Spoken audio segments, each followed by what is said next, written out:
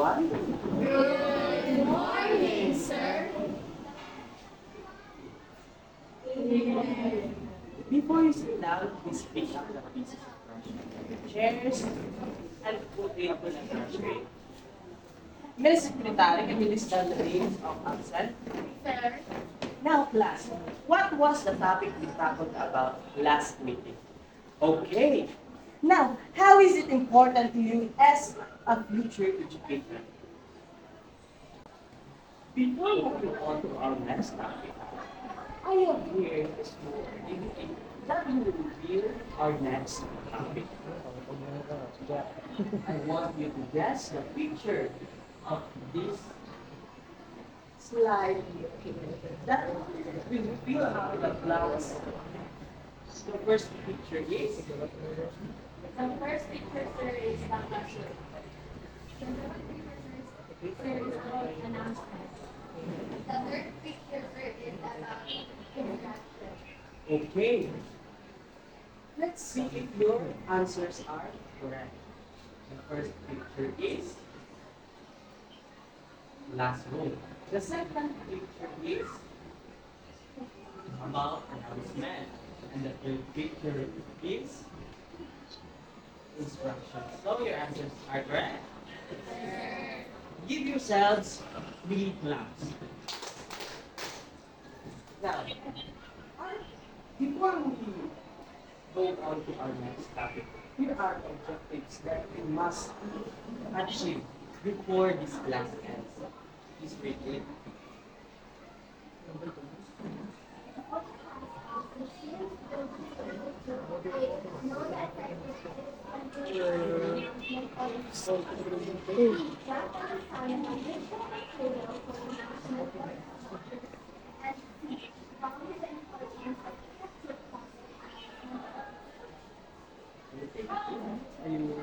Our topic of today is about effective classroom announcement for students. Now, in the classroom, clear communication. And effective classroom announcement instruction are often unnoticed. If the students know really what is the instructions for announcement, they know what to do, they know what to expect, and they know how to behave themselves. So as a teacher, we must know these 5 steps that I will give to you in order to deliver a clear and effective instruction and announcement to your students. Here are the first steps. Clear and concise announcement techniques. When giving announcement or instructions to your students, use clear, direct, and precise language so that the students can easily understand what we have said. But avoid long explanations because it can cause confusions to your students. Now, the second step is using visuals for better understanding. Many of us, or most of us, are visual learners. So, when giving announcement or instructions, it is the effective way of giving announcement or instruction is using visual. You can write it on a board. Use a chart or posters when delivering your announcement or instructions. And the third one is giving step-by-step instructions. When you are giving instructions to your student, give the instructions piece by piece so that your student can easily grasp the information you give to them. And if you give it piece by piece, they can be divided and they can easily do their task. Now the fourth one is ensuring students understand before moving. After you give the instructions, ask the students if they have any questions or clarifications. If none, you can ask some of your students to repeat the instructions or announcement you give to them so that for you know that your students understand clearly what you have just said. The fifth one is repeat and checking for comprehension.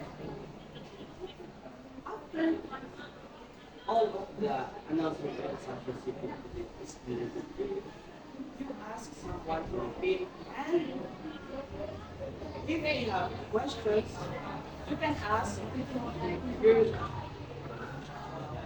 The fifth one is repeat and checking for comprehension.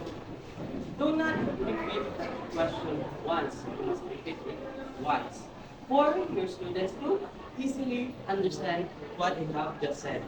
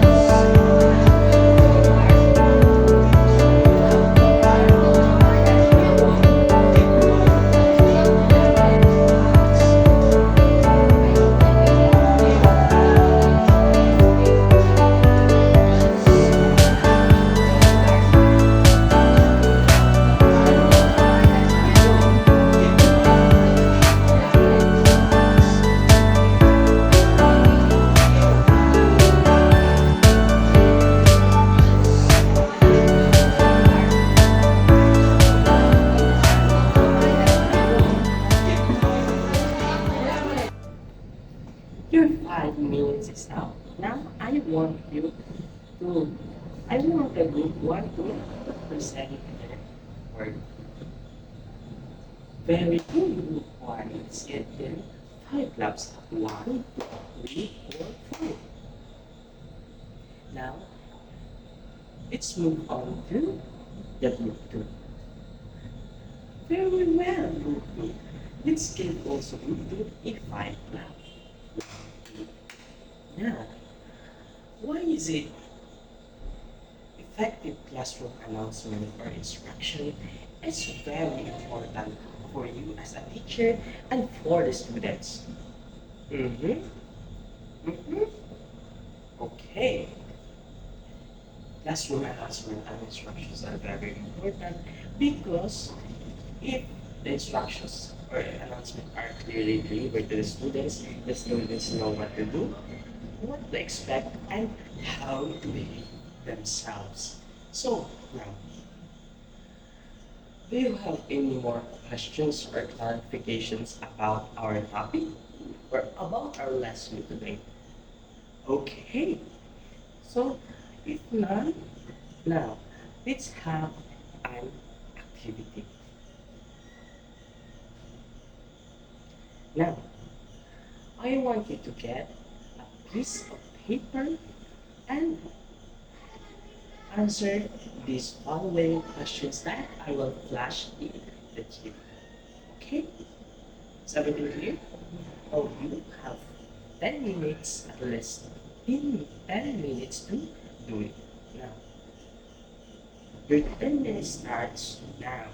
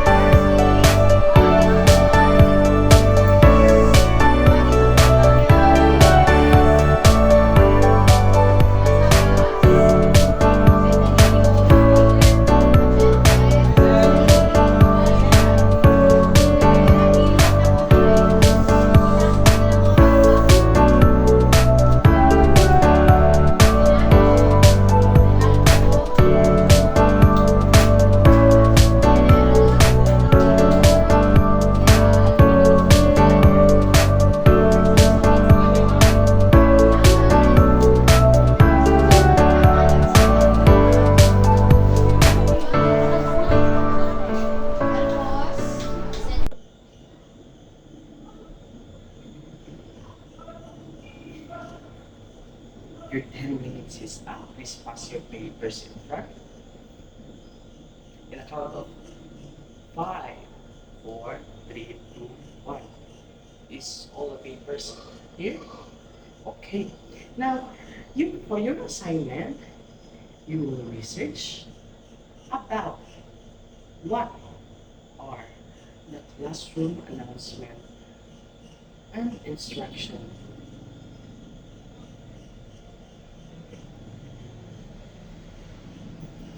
For your assignment, you will have to research about classroom announcement and instruction and make a reflection out of it. Now, here's the criteria for your assignment. Please copy it in your notebook. Are you finished? Okay, goodbye class.